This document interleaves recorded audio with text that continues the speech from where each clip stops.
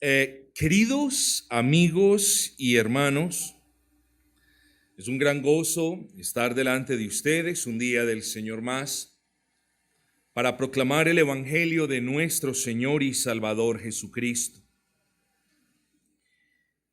Este versículo, de antemano les advierto, lo hemos leído decenas, si no centenas de veces. Este versículo lo hemos repetido incluso mucho antes de haber sido llamados a la salvación en el Señor Jesucristo. Es un versículo muy conocido por todos y lo encontramos, por lo que les pido que vayamos a leerlo, en el Evangelio de Mateo, capítulo 6, versículo 12.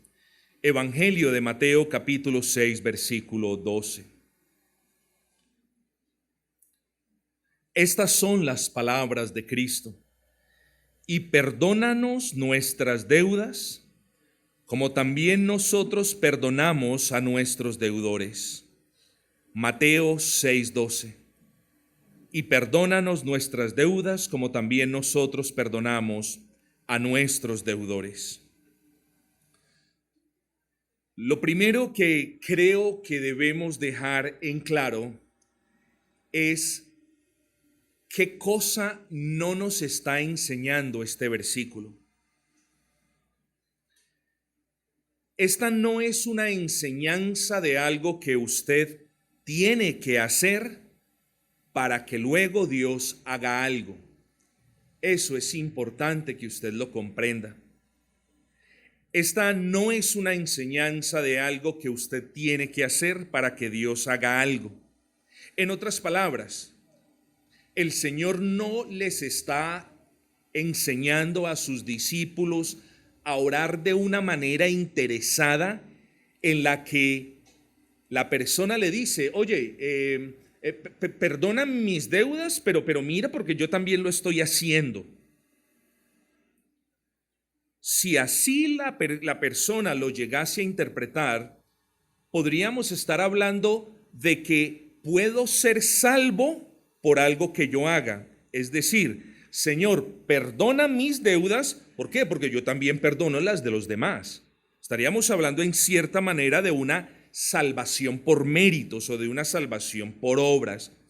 Así que el Señor no nos está diciendo, oiga, usted tiene que hacer algo, haga esto y lo otro, y entonces usted es salvo. No, tengamos cuidado que este versículo, repito, no nos habla de esto. Primero recordemos, mis amados, que esta es una oración para creyentes. En el versículo 9, nuestro Señor Jesucristo le está diciendo a sus discípulos, vosotros pues oraréis así, Padre nuestro. Les está diciendo, les está enseñando a los discípulos a que las oraciones las dirijan al Padre, a quien les dio una nueva vida, a quien los recogió, o en términos teológicos, a quienes adoptó en su familia, a esos, a los que ya fueron perdonados, a aquellos cuyas culpas y transgresiones ya fueron cubiertas. A ellos les está enseñando a orar y a dirigirse a Dios como Padre. No quiero desviarme del propósito de este sermón, pero quienes no han creído en Cristo, en realidad no tienen un Padre, tienen un Creador y tienen un juez. Ojo con lo que les dije. ¿Por qué lo dije? Bueno, porque cuando el Señor, el Dios omnipotente, concede una nueva vida a quienes han creído, Él luego los adopta en su familia. Ya ellos pueden referirse a Dios como mi Padre que está en los cielos. Pero quien se rehúsa a creer en Jesucristo no puede hablar de un Padre, tiene que hablar de un juez que está airado contra el pecador todos los días. Esto lo digo no para que usted se sienta mal, sino que esto lo digo para que usted no esté engañado. Yo lo quiero instruir a usted y es bueno que usted preste atención. Así que esto es para creyentes. Segundo, esta oración habla de dos cosas: de lo que el creyente debe hacer por la gracia de Dios ¿Y qué es lo que debe hacer? Debe perdonar a otros. Y también me habla de lo que Dios por gracia hace en el creyente arrepentido. ¿Qué hace Dios por gracia en el creyente arrepentido? Pues lo perdona. Entonces, lo que esta oración en realidad nos está enseñando, mis amados, es a venir con una limpia conciencia delante de Dios. Pues como creyentes no podemos pretender que Dios perdone nuestros pecados cuando alguno de nosotros se niega, se rehúsa a perdonar los pecados de nuestros hermanos. Esta es una oración para creyentes y el punto es, ¿me puedo presentar delante de Dios a que me perdone mis pecados si yo me he rehusado a perdonar a otros hermanos? Ese es el punto, que nos examinemos. Habiendo hecha esta aclaración, creo que existe otra cosa muy interesante en esta parte de la oración, que hay un pasaje paralelo en Lucas 11. No vamos a Lucas 11, pero quienes estén anotando lo pueden hacer. Que la primera parte de la oración aparece en Mateo, capítulo 6, versículo 12, como, y perdónanos nuestras deudas. Pero en el pasaje paralelo del capítulo 11 de Lucas, aparece como, y perdónanos nuestras ofensas o nuestros pecados. Deudas en Mateo y pecados en Lucas. ¿Existe un problema en la traducción? ¿Se contradicen los evangelistas? Quizás habla Mateo de una cosa y Lucas de otra muy diferente. No, en realidad. Porque a la luz de la palabra de Dios, sus pecados se cuentan como enormes deudas que usted algún día tendrá que pagar. Y tenga cuidado con esto, porque algunas personas se acostumbran de manera obscena a endeudarse. Y peor aún, se acostumbran a endeudarse y a nunca pagar lo que deben. Saben que no tienen cómo pagar, pero se meten a endeudarse. Luego no tienen cómo pagar y se continúan endeudando. Unos niegan las deudas, otros se van para otras ciudades huyéndole a las deudas y otros hacen otra sarta de cosas. El punto es, no piense que las deudas por su pecado pueden ser evadidas. Nunca cometa el error de pensar eso. Las deudas del pecado del hombre tienen que ser saldadas sí o sí. Y vamos a hablar de esto en un momento. Entonces, mis amados, la realidad es que la Escritura nos enseña que el pecado es una deuda. Es así como la Escritura lo define. Y cuando pensamos en deudas, usted se pregunta, ¿pero cómo así? ¿Yo qué le debo a Dios? ¿Qué le debe a Dios? Cuando alguien le presta algo a usted, en ese instante usted se convierte en un deudor. Préstele atención a este primer punto. Cuando alguien le presta algo a usted, usted se convierte en un deudor. Eso que usted tiene no es suyo. Eso que usted usa para su beneficio no es suyo. Lo que pasa es que, como no nos lo reclaman de vuelta, creemos que es nuestro. Y cuando usted cree que algo que no es suyo, entonces usted no se siente como el deudor que es. Pero quiero que entienda el primer punto. Cuando alguien le presta a usted algo y usted lo usa, se beneficia, usted se convierte en deudor. Y piense tan siquiera, y podría nombrar miles de estos argumentos, pero piense usted en el aire que usted respira, en el aire que usted respira y con el cual puede vivir. Piense usted en la vida. Dios no le ha regalado la vida para que usted haga la vida o con la vida lo que a usted le venga en gana. No lo ha hecho así Dios. Dios le ha prestado la vida para que usted la emplee buscando alabanzas y gloria para Él. Pero usted no lo ha hecho. Usted respira el aire que Dios creó, se beneficia del aire que Dios creó todos los días, y la vida que Dios le ha prestado, usted la utiliza para todos, menos para la gloria del nombre del Altísimo. ¡Qué ironía! Dios le da vida a usted y usted la utiliza para todo, menos para buscar su gloria y su alabanza. Y con la vida que Dios le ha dado, también le ha prestado salud. Probablemente le ha prestado salud para que usted trabaje y sostenga a sus seres queridos. Pero ¿qué es lo que ha hecho usted? Usted le ha robado la gloria a Dios. Usted no le ha dado gracias por el cuidado, no le ha dado gracias por las misericordias diarias que usted ha recibido y por todos los beneficios inmerecidos de los que usted se da cuenta, e incluso de aquellos que no se da cuenta. No, pastor, viera que yo todos los días digo gracias al Señor en el desayuno. No, no es así. No es como quienes todos los días le dan las gracias a Dios por esto y aquello, sino que la manera de agradecer a Dios es vivir una vida para su gloria. A Dios no se le agradece de boca, hermanos. Claro que solemos agradecerle: Señor, gracias por estos alimentos. Señor, gracias por este trabajo. Señor, te doy gracias por esta moto, por este empleo. Pero en realidad eso se debe traducir más que en palabras, en obras para la gloria del Dios Altísimo.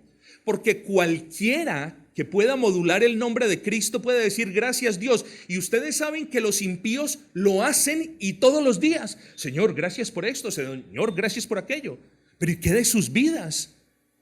Así que la manera de agradar al Señor, la manera de dar gracias por todas las cosas que Él nos da, es viviendo vidas dignas, viviendo vidas justas, vidas agradables a Él.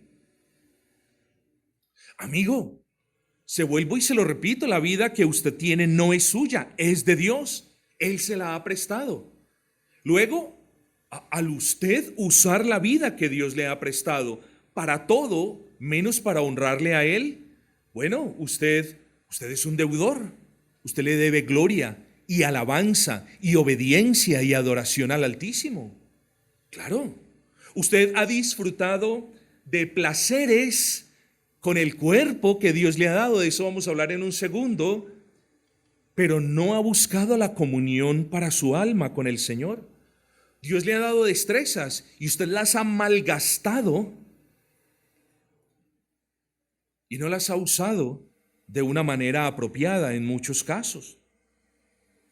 Luego, como usted ha hecho con algo prestado su vida, lo que ha querido y no lo que Dios le ha encomendado, usted es deudor de Dios. Comience por ese sencillo razonamiento. Segundo, piense en esto: si yo le doy algo a usted para que lo cuide, para que se beneficie de él, para que lo use, y usted lo daña, ¿con qué cara usted me va a salir a mí? Me lo tiene que pagar. ¿No es así? Eso es lo que hacemos. Las personas adultas tratamos de no pedir cosas prestadas porque sabemos que si dañamos algo, nos toca pagarlo. Aquí el problema, mi amado, es que Dios le ha dado algo a usted lo ha dañado, y el problema es que usted no tiene ni cómo repararlo ni cómo pagarle a Dios el daño que usted ha hecho. Dios le ha dado a usted un cuerpo para que aloje su alma, lo más preciado que tiene usted, que es su alma. ¿Y qué es lo que ha hecho usted? Usted ha deshonrado ese cuerpo como ha querido. Quizás alguien lo cambie por dinero, quizás alguien lo maltrate con vicios, y quizás otras personas se hayan dedicado a hacer con sus cuerpos otras cosas que los han dañado y no tienen con qué pagarle a Dios. ¿Cómo van a reparar ustedes lo que Dios les ha dado? ¿Cómo van ustedes a pagar esa deuda que tienen? Bueno, Pero además del cuerpo, le ha dado a cada uno de ustedes un alma. Y lo hemos dicho muy a menudo, y ha adornado esa alma con tremendas facultades y con enormes capacidades. ¿Y qué es lo que ha hecho usted? Usted también ha maltratado su alma. Usted ha llenado su mente quizás de argumentos filosóficos, de cuestiones humanistas. Usted ha estado más pendiente de leer cualquier suerte de cosas que la palabra del Señor, que es el alimento para su alma. Usted ha privado su alma del alimento que necesita su alma. Usted ha dañado su cuerpo con el pecado, pero ese pecado también ha dañado su alma. ¿Cómo le va a responder usted a Dios por eso? ¿Cuánto le va a pagar usted a Dios por eso? ¿Cómo va a reparar su alma, su cuerpo? No tiene. Su conciencia, ¿qué ha hecho usted con su conciencia? Ha tomado el martillo de su pecado y la ha martillado a más no poder, la ha dañado ya. Tanto así que su conciencia no funciona de la manera como fue diseñada, en el sentido de que usted la ha aporreado tanto que su conciencia ahora no le recrimina tanto por el pecado, ahora prefiere callar para no ser golpeada más. Usted ha dañado su alma. Luego usted es deudor de Dios por haber hecho esos daños tan grandes y tan irreparables. Tercer punto, piense en el honor, en la majestad, en el respeto y en la honra que una persona tiene. Cuando usted no le da a un dignatario, a alguien digno de honra, de honor, cuando usted no le paga esa honra o ese honor, usted se convierte en un deudor. Amigos, Jesucristo es el nombre que es sobre todo nombre. Jesucristo es el Rey y el Señor, y no hay nadie que salve fuera de Él. Jesucristo es el Rey de reyes y Señor de señores, y Él es el más poderoso, y Él es el más grande, y Él es el más digno, y Él merece ser adorado porque es Dios. Tan poderoso, tan eterno, tan glorioso, tan maravilloso y tan lleno de gracia como el Padre y como el Espíritu Santo. Pero de nuevo, ¿qué ha hecho usted? Usted no se ha sujetado al señorío de Cristo. ¿Qué significa eso? Que usted no ha vivido de una manera cristiana. ¿Qué ha hecho usted con la honra y con el honor de Cristo? Usted no ha rendido ni ofrendado honor y alabanzas a Cristo. Usted no ha honrado a Cristo, y hoy le doy una noticia: que el que no ha honrado a Cristo tampoco honra al Padre. Porque está escrito en Juan 5:23, el que no honra al Hijo, es decir, a Cristo, no honra al Padre. Y recuerden lo que dice también el Salmo 2 en su versículo 12: honrad al Hijo para que no se enoje el Padre y perezcáis en el camino. Pero usted no lo ha hecho. Usted no ha venido delante de Cristo y no se ha humillado a Cristo y no le ha pedido perdón a Dios Padre en el nombre de Cristo. Y usted el nombre de Cristo lo ha tenido como un profeta más, o como un buen santo que hizo muchas cosas buenas, pero no lo ha tenido como el Dios que es y como el Señor que el Padre nos envió a gobernar nuestras vidas. Entonces, usted es deudor de Dios. Primero, como ya lo dijimos, primero, Dios le presta la vida y usted con ella hace lo que quiera. Dios le ha dado cuerpo y usted con su cuerpo ha hecho lo que quiera. Dios le ha dado alma y usted no se ha ocupado de su alma. Cristo es digno de loor y de alabanza si usted no se ha rendido al nombre delante de Cristo. Entonces, yo solamente le pido que usted entienda, usted le debe a Dios. Y cuando yo le digo usted le debe a Dios, de inmediato usted tiene que pensar lo que le dije al comienzo. No hay manera de evadir esa deuda. Así que lo que usted debe pensar es, ok, yo le debo a Dios, luego, ¿cómo se va a saldar esa deuda? Que más adelante se lo intentaré explicar. Él le ha prestado la vida y usted ha hecho lo que ha querido. Todas estas cosas lo hacen a usted un deudor. Pero hablemos de esa deuda, queridos amigos, porque esa deuda tiene características similares a la deuda de las personas irresponsables que, no contentos con estar endeudados, siguen adquiriendo más y más deudas sabiendo que no tienen con qué pagarlas. Entienda esto. Espiritualmente hablando, la deuda de los pecadores no arrepentidos es muy similar a las deudas de los irresponsables que, sabiendo que no tienen cómo pagarla, continúan endeudándose. Así o algo similar sucede con el pecador. Son conscientes de que tienen una deuda delante del Señor. Son conscientes de que no tienen cómo pagar tanta bondad, tanta misericordia y tantos beneficios recibidos. Son conscientes de que no se han postrado delante de Cristo para rendirle honor, loor y majestad. Son conscientes de que han atropellado sus cuerpos y han maltratado sus almas. Y pese a todo eso, continúan pecando de manera consciente y voluntaria. ¿Qué es eso? Eso es añadir más deuda sobre una deuda que ya es infinitamente enorme. Y vuelvo y se lo repito, esa deuda va a ser saldada sí o sí. Quizás la deuda de alguno de ustedes, incluso de los niños, y no importa si tienen poca edad, es una deuda de años. ¿Y por qué de años? Bueno, piensa en esto. Usted primero nació en pecado. Ahí comienza el asunto. Estamos hablando de que la deuda del pecador es una deuda de años. No es una deuda de, apenas empezó ayer porque solamente ayer cometí este pecado tan grande. No, es una deuda de años. Usted nació en pecado. Usted ha vivido en pecado. La deuda de hecho tiene los años que usted tiene, pero como Dios no le ha demandado aún el pago por esa deuda, usted piensa una de las siguientes tres cosas.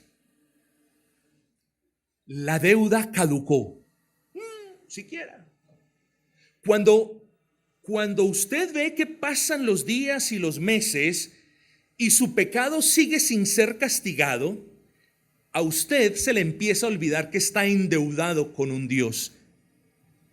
Y la única manera como usted acalla su conciencia, la única manera como usted masajea su conciencia es con la mentira de la deuda ya caducó. Seguramente ya caducó. O yo fui a la iglesia un día o 2 días, o he ido a la iglesia desde hace 6 meses. Eso ya tuvo que haber caducado. Ya, eso se acabó. Eso es lo primero que algunas personas piensan. Y lo segundo, a Dios se le olvidó esa deuda. O lo tercero, no, Dios es un Dios de amor. No. Dios no me va a cobrar eso. Dios es infinito en amor. Pero amigo, yo quiero decirle con mi corazón que Dios no es como un banco, ni como una entidad crediticia que prefiere recuperar una fracción de la deuda que perderla toda. Dios no es así, hermanos. Toda la justicia tiene que ser saldada. La justicia de Dios nunca puede ser burlada. Y el precio por la deuda tiene que ser pagado. Así que nunca piense que la deuda caducó o Dios es tan bueno que no me la va a cobrar. No se engañe a usted mismo. Pero en segundo lugar, esa deuda no solamente es vieja, sino que es una deuda muy grande. De hecho, la deuda ha venido creciendo desde que usted fue concebido. Puede que usted no lleve la cuenta. Se acordará de los pecados más escandalosos, de los más repudiables, de los más obscenos, pero no de todos los pecados. Y es que Dios no le demanda el pago por los pecados más groseros o más escandalosos, sino por todos los pecados, todos. Imagínese, ¿cuántos años tiene usted y todos los días pecando si es que no ha venido a Cristo? Así que es una deuda vieja, grande, y es una deuda muy justa porque Dios no le va a cobrar intereses por los pecados. Dios le demandará a usted el pago por los pecados y por nada más que los pecados. Así que esté tranquilo, al menos intereses no le van a cobrar, pero sí le van a cobrar por todos y cada uno de sus pecados, de las palabras inoficiosas, de las palabras que mataron, de las palabras que destruyeron, de los pensamientos obscenos, de las obras impúdicas, de los robos, de los adulterios, de todo. Por todo eso, sí, Él va a demandar el pago. Así que la cuenta final, para quienes dicen, bueno, pero yo necesito saber cuánto es, bueno, la cuenta final es la suma de todos sus pecados, de todas sus transgresiones, de toda su ingratitud, de todo el daño que usted le ha hecho a su alma, del desperdicio de su vida, del no rendirle adoración ni sujeción a Cristo, de la violación de la ley de Dios. Esa es la cuenta final. ¿La va a pagar? ¿Se va a animar? La pregunta es ¿cómo lo va a hacer?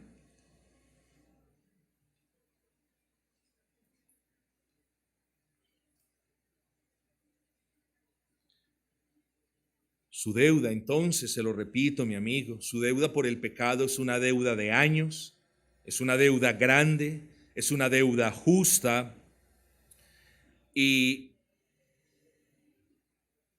es una deuda que siempre será saldada. Note esto, que esto es importante. Siempre será saldada. Es decir, el pago por su deuda a causa del pecado es un pago que Dios recibirá sin falta y sin demora. En este asunto de su deuda para con Dios, no es como en el banco, se lo repito, que el banco pierde por recuperar algo. No, en este asunto Dios siempre gana y el pecador que no se arrepiente ni cree en Jesucristo siempre pierde. Créame lo que le estoy diciendo. Personas llegan a acuerdos, los bancos borran parte de la deuda, le dicen al deudor, solo págueme lo que pueda o págueme esto y quedamos en paz, pero no es así con Dios. Porque Dios no va a renunciar a aquello que sacia su justicia. Y lo único que puede saldar esa deuda es su muerte, amigo. Préstele atención a eso. Es lo único. Es lo único que puede saldar su deuda, la muerte. Pero no piense en, bueno, yo cuando me muera, entonces en mi muerte, pues ya saldo la deuda con Dios. No, ahí comienza a abonarle todo lo que le debe a Dios, pero por toda la eternidad. Así que el pago de la deuda que los pecadores tienen para con Dios es un pago de toda la eternidad. No va a llegar un momento después de que usted muera que usted diga, siquiera ya le pagué a Dios, ahora sí, rumbo al cielo, me voy. Hasta luego, los que se quedan. No, señores.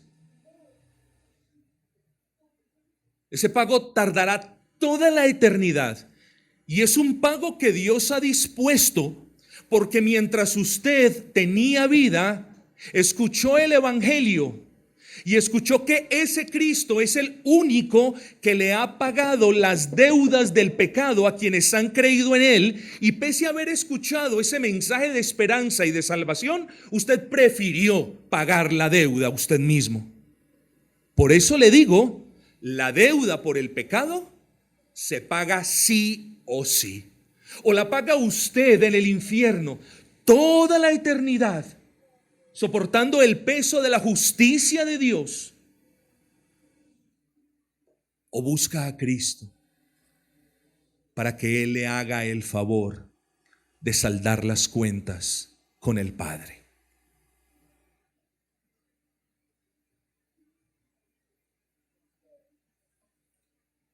¿Cómo pagaré yo esa deuda? Bueno, el problema es que nadie tiene para prestarle justicia. Usted no se puede acercar a su hermano cristiano y decirle, ayúdeme delante de Dios, interceda. Otra cosa es que eso lo hacen muy a menudo. Buscan a los cristianos porque piensan que los cristianos tienen algún poder especial, porque cuando ellos oran, entonces las cosas pasan. No niegue una oración, más bien llévelos a Cristo, porque eso hacen muy a menudo los incrédulos. Mamá, ore por mí. Hijo, ore por mí. Pero mamá, ¿por qué no busca a Cristo? En fin, cierro el paréntesis. El problema es que nadie tiene nada para prestarle. Nadie tiene la justicia que Dios demanda. Por lo que si usted decide no confiar en Cristo y pagarle a Dios el precio de su deuda, como les dije, este pago será diferido, pero diferido por toda la eternidad. Y quiero dejar en claro que esa deuda será pagada no en un lugar placentero, sino en el lugar que Dios mismo ha diseñado para que quienes aborrecen a Cristo, quienes no creen en el nombre de Cristo, o quienes dicen Dios no existe, haciéndose ellos necios a sí mismos, paguen esas ofensas. Y el objetivo de este sermón no es hablarle de ese lugar de eterna condenación, sino que es presentarles a Cristo, mis amados, porque solamente en Cristo hay esperanza para el pecador, o en términos del Evangelio de Mateo, hay esperanzas para el deudor. Porque solamente en Cristo se cumple la ley, o en palabras que usted lo entienda, Cristo cumplió toda la ley de Dios para que todos aquellos que creen en Él obtengan de una manera inmerecida los beneficios de haber cumplido esa ley. ¿Qué es lo que le estoy diciendo? Que su pecado es la violación a la ley de Dios. Luego, cuando hay un Cristo que fue obediente hasta la muerte y muerte de cruz, cuando hay un Cristo que cumplió toda la ley de Dios a la perfección, y al otro lado estamos nosotros endeudados porque no hemos cumplido la ley, la única esperanza suya es venir y hablar con Cristo y humillarse delante de Él, porque creyendo en Él, depositando su confianza en Él, el Padre toma todos los méritos de esa obediencia perfecta y los consigna a su favor. Así se paga la deuda. Y ya lo vamos a explicar más adelante. Usted no tiene justicia para pagarle a Dios, pero Cristo sí tiene esa justicia. Cristo es el justo, mis amados. Y no hay esperanza de reconciliación con Dios que no sea aparte de la persona de Cristo. Y no hay esperanza de que usted esté en paz con Dios a menos que usted venga y se ponga a cuentas con Dios. ¿Usted recuerda lo que dice Isaías en el capítulo número 1? En los primeros versículos, particularmente el 18.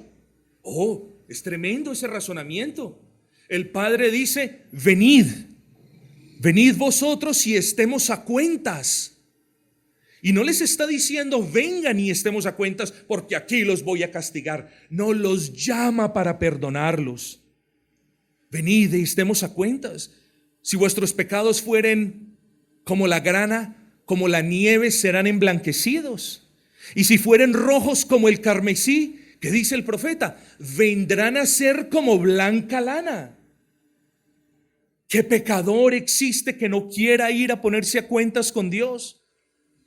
Mire su pecado, mire la magnitud de la deuda impagable que usted tiene con el Señor y busque a Cristo de nuevo, porque solamente en Él hay esperanzas. Nadie lo puede ayudar, nadie tiene para prestarle obediencia, y si alguien tiene, dicha obediencia no es perfecta, por lo que usted quedaría debiendo la obediencia perfecta. Nadie tiene. Solamente hay esperanzas en Cristo. Usted necesita darse cuenta, mi amado, que lo que demanda el Padre por esas deudas es muerte. No, pero es que Dios no, pues que es bueno. Claro, Dios es bueno y es eternamente misericordioso. Dios es tan bueno que usted, mereciendo morir, vive el día de hoy. Póngalo de esa manera. Pero Dios demanda muerte porque está escrito, la paga del pecado es la muerte. ¿Pero por qué me tiene como culpable? Porque está escrito, Dios no tendrá por inocente al culpable.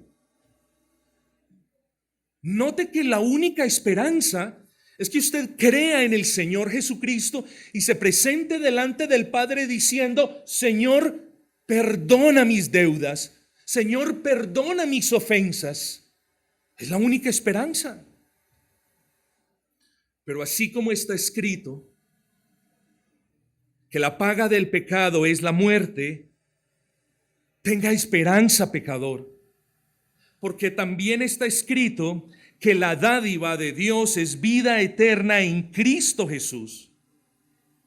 Luego entienda esto, el Padre concede dádivas especiales a quienes merecen la muerte por sus pecados.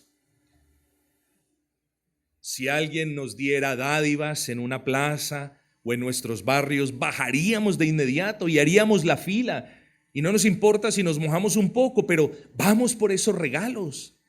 ¿Cuánto más por el regalo más grande que usted puede tener, que es la reconciliación con Dios? ¿Cuánto más cuando el ofrecimiento del Evangelio es que si usted cree en el Señor Jesucristo, sus deudas quedan subsanadas por completo? Y entienda que la deuda no es como, la voy a borrar, ya dejemos eso así quieto. No, la deuda de cualquier modo demanda el castigo por ese pecado.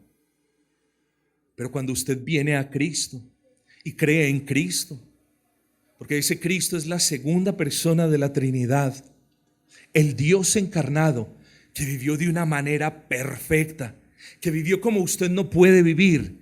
Pero ese Cristo también es hombre perfecto, porque quien tiene que pagar con los pecados de quienes creen en Él, para así reconciliarlos con Dios, tiene que ser de carne y hueso, porque Él tiene que sentir el dolor del castigo de Dios. Y ese Cristo, en el que yo le estoy llamando a creer, tomó su deuda y subió a la cruz con esa deuda y fue castigado por el Padre por esa deuda y murió en la cruz del Calvario por su deuda, si usted cree en Él, para que soportando la ira de Dios por un espacio de 6 horas.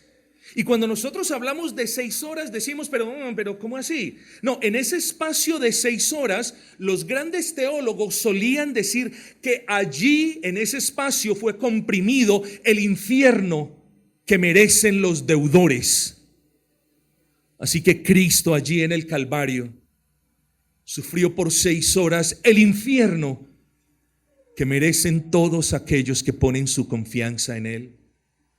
En la cruz del Calvario nuestro bendito Señor logró el pago de su deuda, el pago infinito de esa deuda que usted tiene. ¿Qué es lo que piensa hacer? ¿Qué será más sensato? Venir a Cristo para apropiarnos en fe de los beneficios de su vida santa, de su muerte sustitutiva y de su resurrección gloriosa, o continuar en nuestras vidas acumulando más deudas de pecado para lo último pagar en el infierno toda la deuda del pecado. ¿Qué es lo más sensato para hacer? Hombre, venir a Cristo, porque solamente en Él hay esperanza, lo repito por tercera vez. Venga al Padre. Oh Padre, he creído en Cristo. He creído que Cristo es tu Hijo, es Dios. Tomó mi deuda, subió a la cruz con mi deuda, pagó el precio que merece mi deuda. Oh Padre, perdona mis deudas. Pero no perdónala, Señor, porque yo estoy haciendo esta buena obra. O no perdónala, Señor, porque yo estoy haciendo esto bueno. Esto tiene que contar. No, perdona mis deudas, Señor, porque he creído en el nombre del unigénito Hijo de Dios.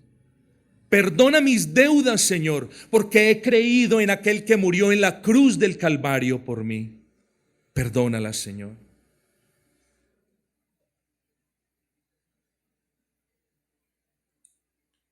pero pecador.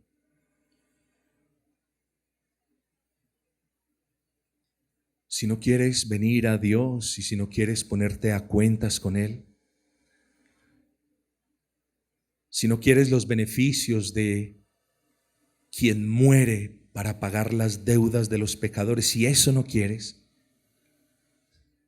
si sientes que el Evangelio no es suficiente, si sientes que Cristo hace algunas cosas pero a ti te toca hacer otras, si tú no crees en Cristo con todo tu corazón, bueno, ¿serás tú quien pague la deuda por toda la eternidad? ¿Serás tú quien se enfrente a la ira de Dios por toda la eternidad? ¿Serás tú quien jamás disfrute de gozo eterno y de una paz perduradera para con Dios? Mas si tú crees hoy en el unigénito Hijo de Dios, tus pecados serán perdonados, tus culpas serán cubiertas con su sangre. Ya Dios no volverá a señalar la deuda, porque ya la deuda quedó saldada. Nunca más volverás a ser culpable de estar endeudado y no tener con quién pagar, con qué pagar. Ahora tienes a Cristo. Y cuando el pecador arrepentido viene a Cristo, de ahí en adelante lo tiene como su intercesor, como su abogado. Y cualquier pecado de ese momento en adelante que cometas, tienes intercesor delante del Padre. Y todos los pecados te serán perdonados cada vez que vengas al Señor. Y gozarás de su presencia para siempre. Y cuando mueras, morirás en paz, porque sabrás que no vas a partir a pagar una deuda por toda la eternidad, sino que partes a su presencia, a deleitarte con Él para siempre. Delante de ustedes, pues, pongo la vida y la muerte, al deudor intentando pagar una deuda impagable y al Cristo que subió a la cruz del Calvario para saldar esa deuda. ¿Qué vas a escoger?